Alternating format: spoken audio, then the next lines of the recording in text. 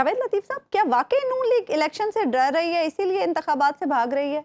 بدقسمتی ہے کہ ایسی باتیں سننے کو مسلم لیگ نون کے حوالے سے ملیں، جس مسلم لیگ نے آئین قانون کی بالادستی کے لیے، پارلیمان کی بالادستی کے لیے 3 حکومتیں اپنی گنوائی ہوں، اور 3 حکومتیں گنوانے کے بعد بھی کبھی سرنڈر نہ کیا ہو، کبھی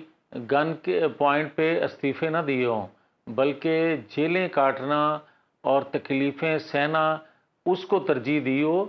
کمپرومائز نہیں کیا۔ اور آج کے دن تک جب میں آپ سے بات کر رہا ہوں تو میری بات شاید حبیب اکرم صاحب زیادہ سمجھ لیں گے کہ مسلم لیگ نون کی قیادت جو ہے اس نے آئین قانون کی میں قیادت نواز شریف میری مراد ہے، میری کوئی اور میرا مطلب نہ لیا جائے، قیادت ایک ہی ہے مسلم لیگ کی جس کا نام نواز شریف ہے، اور نواز شریف نے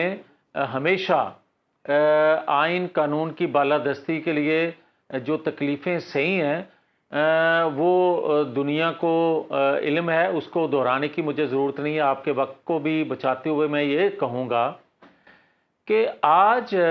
اگر کوئی ہمیں یہ سبق سکھائے کہ ہم الیکشن سے بھاگ رہے ہیں، ہم تو الیکشن سے اس وقت نہ بھاگے جب 2002 میں قیادت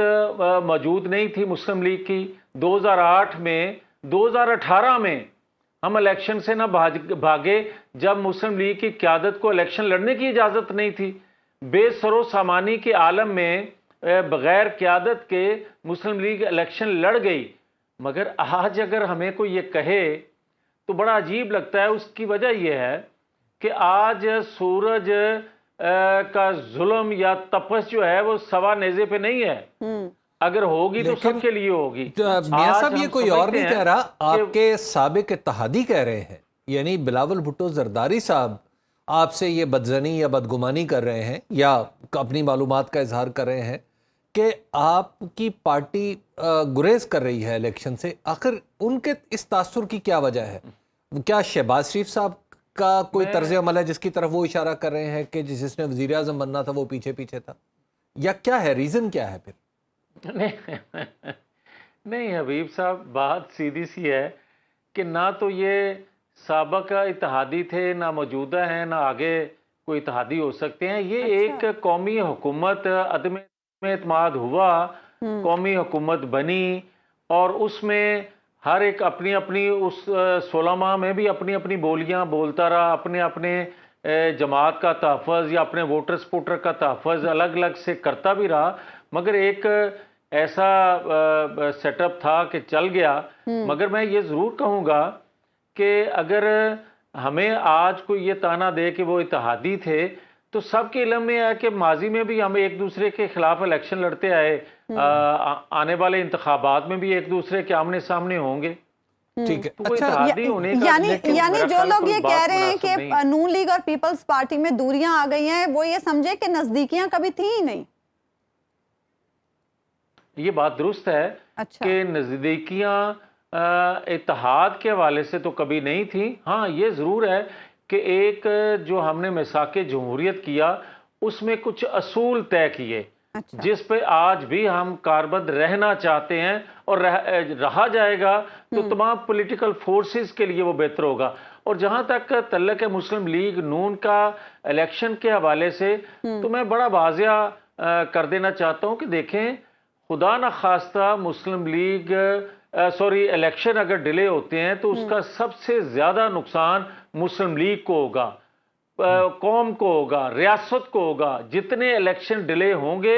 اس کا نقصان ریاست کو پہنچے گا، کس کو ڈیلے کہتے ہیں؟ جماعتوں کو پہنچے گا، میاں صاحب آپ ڈیلے کس کو کہتے ہیں؟ کیا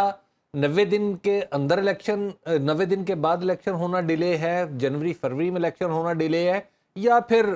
دیکھی جائے گی سال 2 سال بعد دیکھی جائے گی اس وقت الیکشن ہونا ڈیلے ہے؟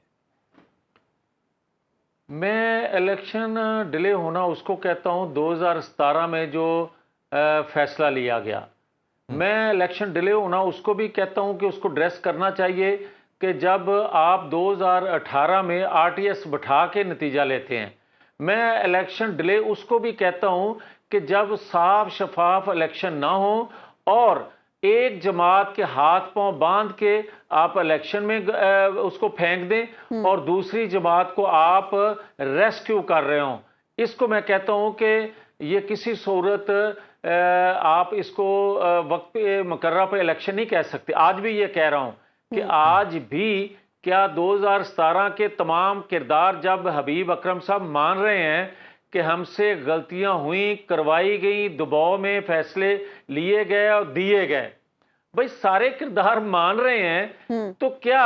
آپ کا آئین دنیا میں کوئی قانون، کوئی منصف ایسا ہے جس کو سب کچھ علم بھی ہو جائے اور پھر وہ کہے نہیں وہ پہلے اپیل کریں تو اس کے بعد میں فیصلہ دوں گا؟ بھئی باقی آپ پھر جو آج صورتحال ہے چیزوں کا کیوں نہیں لے سکتے؟ آپ سمجھتے ہیں کہ آج پھر جو تحریک انصاف کے ساتھ ہو رہا ہے وہ کسی آزادانہ ماحول میں ہو رہا ہے اور شفاف طریقے سے ہو رہا ہے؟ حبیب اکرم صاحب،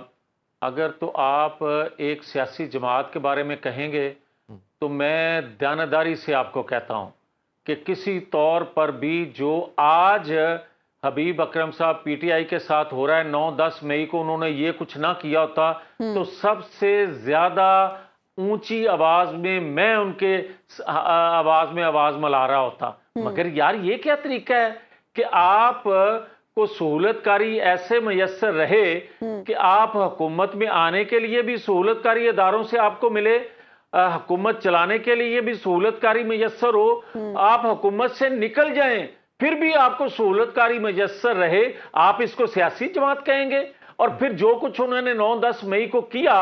وہ سیاسی جماعتیں کرتی ہیں، وہ پولیٹیکل ورکر کرتا ہے ایسے؟ پیٹرول بم بنانا، غلیل بردار مسلح جتھے تیار کرنا، یہ سیاسی جماعتوں کا کام ہے؟ یہ سیاسی جماعتیں نہیں کیا کرتی. ہمیں زہر دیا گیا جیل میں. جی ایک سیکنڈ اب سن لیں عظمہ، ایک سیکنڈ عظمہ، ایک سیکنڈ. میں بڑا تکلیف سے یہ بات کہنے لگا ہوں. میں ایک سیاسی ورکر ہوں، میں کسی سیاسی جماعت پہ بین، اس پہ پابندی لگے، اس کا نشان جو ہے وہ ختم کر دیا جائے، وہ بیلٹ پیپر پہ نہ آئے، میں کسی طور پر اس حق میں نہیں ہوں اور نہ میں یہ کبھی تصور کر سکتا ہوں. مگر مجھے یہ کوئی بتا دے کہ میرے پہ آپ وہ تمام الزامات لگاؤ اور تمام لوگ ایک پیج پہ ہو کے مجھے زہر دے دو اور میں پھر بھی پیٹرول بم نہ پھینکوں، میں پھر بھی غلیل بردار یا مسلح جتھے تیار نہ کروں اور آپ مجھے پھر بھی تا حیات نااہل رکھو. کون کون رکھتا ہے یہ میرے سے زیادہ حبیب اکرم صاحب جانتے ہیں. مگر مجھے یہ بتائیں کہ ایک شخص پاکستان کی اینٹ سے اینٹ بجا دے، پاکستان کی اینٹ سے اینٹ بجانے والے شخص کو بھی اگر آپ سیاسی ورکر کہیں گے، آپ سیاسی لیڈر کہیں گے، سیاسی جماعت کہیں گے، تو پھر دہشت گرد کس کو آپ؟ سنو نیوز کا یوٹیوب چینل ہی آپ کی خدمت میں بے لاگ تبصرے اور غیر جانبدار تجزیے لے کر آتا ہے.